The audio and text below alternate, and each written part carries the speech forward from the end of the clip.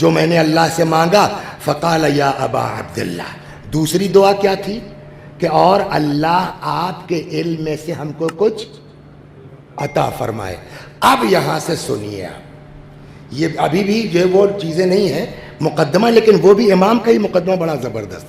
فرماتے ہیں یا ابا عبداللہ, اس کی بھی تو کنیت ابو عبداللہ ہی تھی نا. امام نے کہا اے ابا, لیس العلم بالتعلم, یہاں سے سننے کی ضرورت ہے ہم سب کو. لیس العلم بالتعلم, علم سیکھنے سے نہیں آتا. صلوات بر محمد وآلہ. یہ میرا جملہ نہیں ہے, امام کا جملہ ہے. کیا؟ لیس العلم بالتعلم, اسکول جانے سے علم حاصل نہیں ہوتا. 99.9% نمبر لینے سے آپ جانکار ہو سکتے ہیں, آپ عالم نہیں ہو سکتے. جانکار ہونا اور ہے, عالم ہونا اور ہے. ایک سے ایک پڑھے لکھے ڈاکٹر آپ کو ملیں گے, ملیں گے نہیں ملیں گے. اور مجھ سے زیادہ تو آپ لوگ جانتے ہوں گے صاحب, آپ کے جو تو وہی تو کہہ رہا کہ اپنی برادری کا حال مجھ سے زیادہ جانتے ہوں گے. کیا صاحب ایکس رے کروانا پڑے گا, ادھر پیچھے والے کمرے میں چلے جائیے. چلا گیا آدمی, یہ صحیح بات بتا رہا ہوں میں آپ کو. چلا گیا آدمی, کچھ نہیں کرنا, سامنے کھڑا کیا, فریج کھولیے تو لائٹ جلتی ہے نا. اس نے ایک بار جلدی سے فریج کھول کر کے بند کر دیا. پرانی کوئی فلم پکڑا دی کہ لے جاؤ, سمجھا, 500 روپے 1000 روپے جو ہے لے لیے. ڈاکٹر صاحب نے ان کو دوا لکھ دی. یہ بھی ڈاکٹر ہی ہے نا, سمجھ گیا. تو ہو سکتا ہے کہ یہ ٹاپر ہوں, گولڈ میڈلسٹ ہوں, جانکار ہیں, ڈاکٹر نہیں ہیں. صلوات پر جو امام فرمانا چاہ رہے ہیں, لیس العلم بالتعلم, خالی کلاس جوائن کرنے سے 90% مارک لانے سے کوئی عالم نہیں ہوتا. انما ہوا نور, ایکچول میں جانکاری اور ہے, علم اور ہے. علم کیا ہے؟ امام فرماتے ہیں علم نور ہے. یقع فی قلب من یرید اللہ تبارک و تعالی ان یہدیہ, اللہ اس کے دل میں خود ودیت کرتا ہے جس کو ہدایت کرنا چاہتا ہے. اور یہ تو حدیث ہے نا, قرآن بھی سیم بات کہہ رہا ہے. صلوات درمان سنیے, قرآن بھی سیم بات کہہ رہا ہے. کہاں ارشاد ہوتا ہے واتقوا اللہ یعلمکم اللہ. قرآن کہتا ہے تقوی اختیار کرو, اللہ تم کو تعلیم دے گا. نام سنا ہوگا آپ نے آپ ہی کی لائن کے, بلکہ ان کی تو بڑی عجیب عجیب لائنیں تھیں. فلسفی بھی تھے, منطقی بھی تھے. ان کی کتاب ہے الشفا, جس میں طبابت بھی ہے, اور اپنے زمانے کا نمبر 1 کا حکیم شیخ الرئیس حضرت بو علی حسین بو علی سینا رضوان اللہ علیہ رحمت اللہ علیہ. بو علی سینا خود فرماتے ہیں کہ جب میں ارسطو وغیرہ کی کتابیں پڑھتا تھا نا, تو کبھی کبھی بعض پیج, پورا پیج پڑھ گئے اوپر سے نکل جاتی تھی, سمجھ ہی نہیں آتا تھا کہہ کیا رہا ہے. بو علی سینا جن کا آج کوئی جواب نہیں ہے طب میں, اور ایسے علاج, کبھی اس طرح کی کوئی مجلس ہو یا ڈاکٹری پر کوئی جو ہے وہ پروگرام ہو تو بلائیے تو میں بو علی سینا پڑھوں تب کہ کیسے کیسے ڈھنگ سے اس آدمی نے علاج کیا.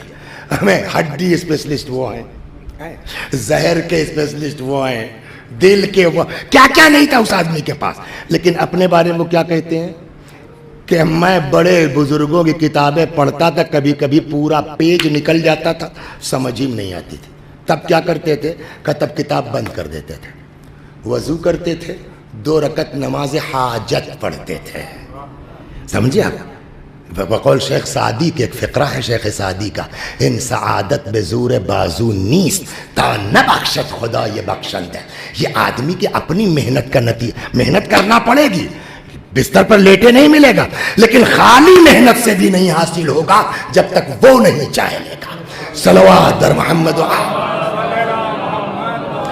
ابو علی سینا فرماتے ہیں کہ 2 رکعت نماز حاجت پڑھتا تھا, پھر وہی کتاب اٹھاتا تھا جو ابھی 4 بار پڑھنے کے بعد سمجھ میں نہیں آ رہی تھی, پانی کی طرح واضح. یہ کیا ہوا؟ یہ وہ نور ہے جو اللہ جس کے دل میں چاہتا ہے. تو لیس العلم بالتعلم انما هو نور یقع فی قلب من یرید اللہ ان یہدیہ. علم نور ہے، اللہ اس کے دل میں ڈالتا ہے جس کے لیے ہدایت چاہتا ہے. فَإِنْ أَرَدْتَ الْعِلْمِ، اب امام فرماتے ہیں کہ اگر تم پڑھنا چاہتے ہو تعلیم فَاطْلُبْ أَوَّلًا فِي نَفْسِكَ حَقِيقَةَ الْعُبُودِيَّةِ، تو کالج میں ایڈمیشن لینے سے پہلے اپنے اندر حقیقت عبدیت پیدا کرو. صلوات بر محمد وآل. اپنے اندر کیا کرو؟ رسول اللہ کے صدقے میں ساری دنیا خلق ہوئی ہے نا. پیغمبر سے بڑا کوئی ہے؟ تشہد میں کیا پڑھتے ہیں ابو محمد؟ تشہد میں کیا پڑھتے ہیں؟ اشہد ان لا الہ و اشہد ان محمدن. تشہد کی بات، نماز کی بات آیا ذہن میں. عبدہ، ہم گواہی دیتے ہیں کہ حضرت اللہ کے بندے ہیں جس کے صدقے میں دنیا خلق ہوئی ہے نا. اگر اس کی بندگی کا اعلان نہیں کرو گے تو کسی کی نماز قبول. جناب عیسیٰ پیدا ہوئے، سب سے پہلا جملہ کیا کہا؟ انی عبد اللہ، میں اللہ کا بندہ ہوں. مولائے کائنات کو اللہ نے جو کچھ عطا فرمایا ہے اس میں کوئی مولا کا شریک ہے سر؟ عین اللہ، وجہ اللہ، لسان اللہ، خلیفت اللہ، کوئی امیر. وہ وحدہ لا شریک، تو اس نے فضائل میں بھی مولا کو لا شریک بنایا ہے نا. لیکن کسی ایک پر مولا نے فخر کیا ہے؟